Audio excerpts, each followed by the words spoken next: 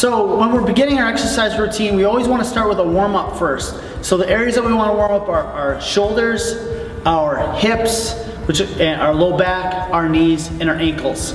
So here's a couple exercises that we can do to warm up our shoulder area. So a great one is band pull-aparts. We just take a band, we're gonna do is hold it straight out in front of you.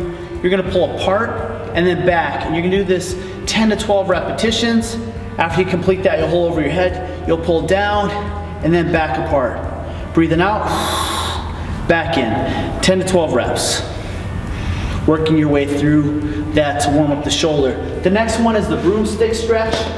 What you'll do, you'll probably see this in a lot of the other videos that we do. But what you're gonna do is you're gonna have your hands as far apart, shoulder width apart.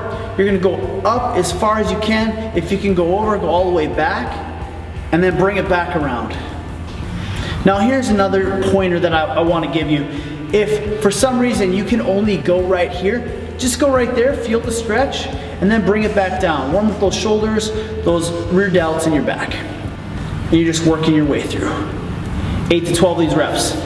Next rep, you'll staggered stance. You're gonna have your hand over the top. You're gonna reach up and then back through. Up, back through. You feel a nice stretch right here through your chest.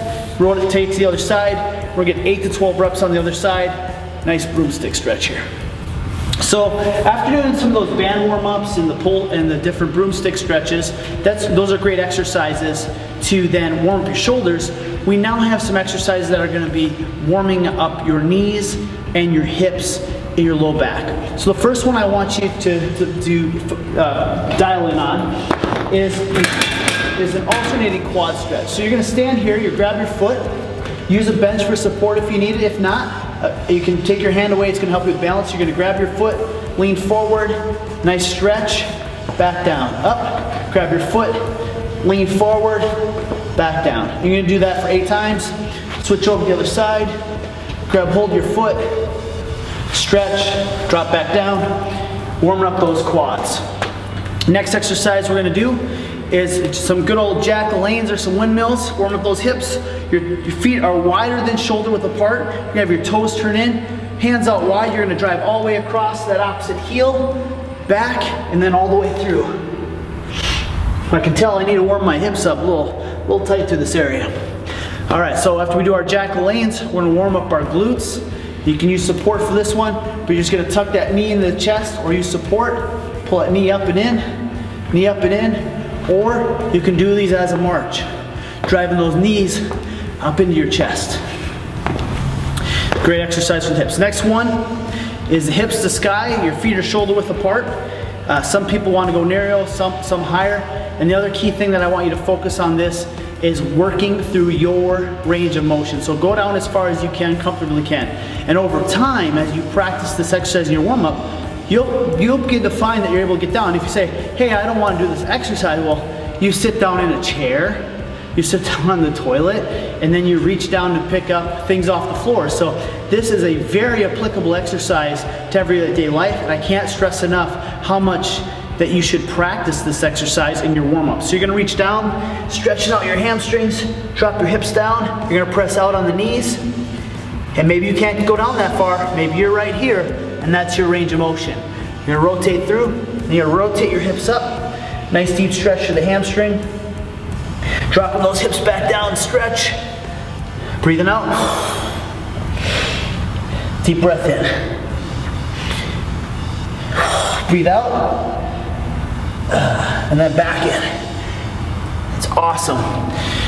Great exercise for the hips. Next one we're gonna do is for our hamstrings. We're gonna do 30 seconds each side. Hand on the side of your hip, use something for support. And you're just gonna swing your leg out as far as you can comfortably, keeping that leg straight. You're gonna feel a nice stretch through your hamstrings. You start to feel your core temperature start to come up. Switching over to that other side, and rotate. There you go. And then the last exercise that I want you to focus on is a piriformis stretch. A nice stretch, also known as the 90-90. You're just gonna sit at the end of the bench, bring one foot up over the other, toe pulled in, chest nice and tall, press down on your knee, lean forward, and feel a stretch on the side of your hip. So those are some great warm-ups. Again, might take you a little bit longer to do them, but let's dial that in towards taking about 5 minutes to get through that. Now we want to go into our exercise routine. So here's the focus that I want for you. It's progression. And what I mean by progression, I mean progression with the term of exercise, and I mean progression with your intensity week to week. The biggest challenge I see with women is they're not wanting to do resistance training because they're afraid to get big muscles, or they're overwhelmed by the process of weight training. Weight training is going to be one of your key things that you can do for yourself. One, to help you regain your metabolism by building back lean tissue, but also helping you with bone density, and then long term, transfer over the functional fitness so you have a better quality of life and you can do the things that you love to do on a day-to-day basis. So, focus on progression. And what do I mean by that? So let's say you come into the gym today and you're gonna do an incline bench press. We have our incline bench press here. You did all your warm-up. We have our incline bench press. We grab some weights, and maybe today you could only do 10 pounds.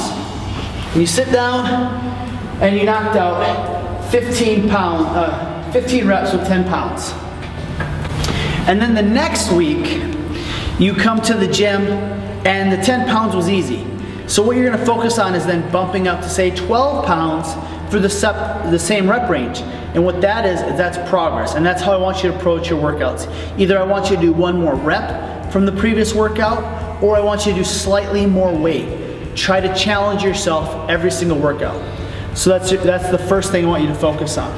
So the other thing when it comes to exercise is I want you to focus on big muscle groups and compound movements first. So what are your big movements? Your big movements are things like squats, deadlifts, lat pull downs, bench presses. The reason why we're doing these exercises is they work multiple muscle groups and they're the most challenging exercise. We want to do those first because they take the most energy and the most demand. Once you complete 2 to 3 sets of those 4 exercises, then you would go into, say, some smaller muscle groups, say isolation work, things for your biceps, things for exercises for shoulders, and we want to focus on doing that, the smaller muscle groups, and then working your core. And then there you have it. 30 to 45 minutes, you're in and out of the gym for resistance training, doing that 3 to 4 days a week. On the other days, you would incorporate 2 days of high intensity interval training, followed by just general activity. So parking your car further away, working outside, general activity prep. So that is the proper way to exercise for older women. And when it comes to resistance training, another thing I want to point out is you want to focus on the tempo of the exercise. Don't move these exercises quickly. Move them under control, taking about 30 seconds to 90 seconds between each set for your rest. So there you have it. That's how you properly exercise for older women.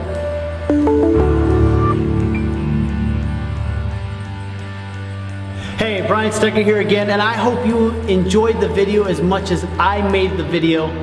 And I want to hear what you liked best about this video. So down in the comment section, make sure you leave your comments of what you liked about this video. And I'm always bringing this content out for you. So leave what you want to learn that's going to help you with your fitness goals. Also below, you're going to see some links. There's 2 links there. And one of the links is going to take you over to the Boomer Fitness website where there's more great information, more great resources like this. They're going to help you get into the best shape of your life.